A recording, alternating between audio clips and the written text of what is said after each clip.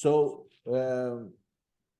community guidelines. Can you share with us some examples of reviews that violated those community guidelines? What Yeah. kind of a review would do that? So let's take, well, I'll just rattle off a few.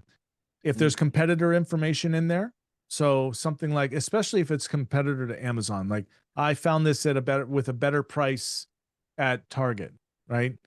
That's a competitor to Amazon, and it goes over. If it says you can find this for $5.99 at Target, well, that's pricing information and competitor information, right? If there's swearing in there, like, hey, this, or defamation of any sort, like these guys are thieves, you can find this at Target for $5.99. Well, now you've got three different parts, right? And if you go, let's just take one more. I'm trying to think of something. Well, whatever. Anyhow, I'm not going to try and build this crazy thing, but you get a lot of, medical advice is another one. So we've got a lot of people that sell in supplements, right? I sell in supplements. If anyone gives any sort of medical advice, boom, that is a major violation, because are they a doctor? Maybe. Do you know that for sure? No, definitely not. Right. And we'll even go after reviews that say, my doctor said that if you take this vitamin C, that it'll give you gout and blah, blah, blah, blah, blah. Right. So it's just like a whole bunch of medical advice that is unsubstantiated. So those are another thing. That's another type of violation that you can go after.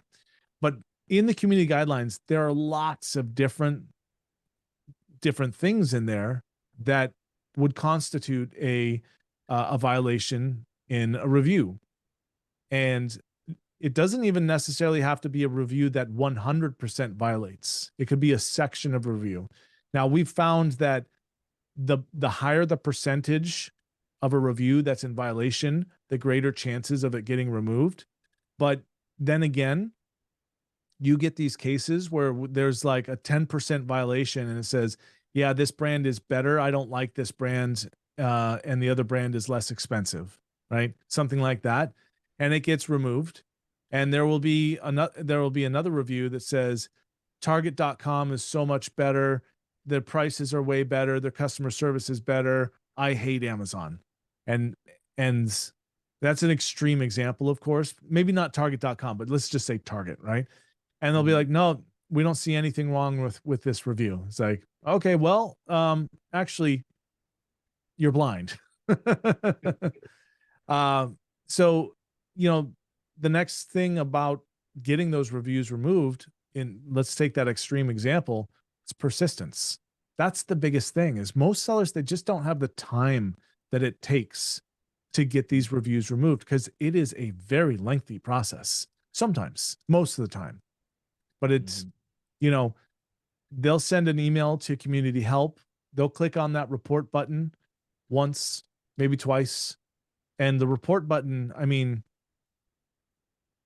I don't even know if that really does anything, to be perfectly honest. Like, it just says, thanks, we'll look into it. And I've never received, there's no response, but you have to be logged into your Seller Central account or a buyer account in order to click that report button. So they know who reported it, right? I've never gotten a response from clicking the report button before. So you would create a case to do this, of course, right? Yeah, so there's a number of different ways that you can go about this. The best way to create a case is through Brand Registry, because they actually have a form for reviews that are in violation. So what I would recommend you do is click that report button. Who knows if it does anything, but click it, right? And then I would submit my case to Brand Registry. And that's what we do. That's one of the things that we do. Okay. Okay, so that's useful tip. Don't do it through Seller Central. Do it through Brand Registry. Yeah, Seller Central will tell you we don't do this anymore. Yeah. Well, not all the time. Sometimes you get lucky. It's at Amazon. I think we all understand at this point, and even Amazonians understand, that the right hand doesn't know what the left is doing, right? Right. Most of the time, if you try and submit a review for removal through Seller Central, they'll tell you, we don't do this here. Please click the report button, right? And most sellers don't know that there's a form in Brand Registry to get reviews removed, right? But I still have seen occasionally from sellers that submitted a review for removal to Seller Central that it actually got removed. Mhm. It's rare, but it's happened, and it's happened recently. It was, I think the last one I saw was a few weeks ago. So what about some reviews that don't necessarily mention a specific price and a competitor, but just say this is outrageously expensive, too high, it's not worth it. What about those? I'm gonna do the lawyer answer on this, and I'd like to refer you to the community guidelines and your understanding of them. Yeah. Okay, Now, what would I do with it? I'd submit it.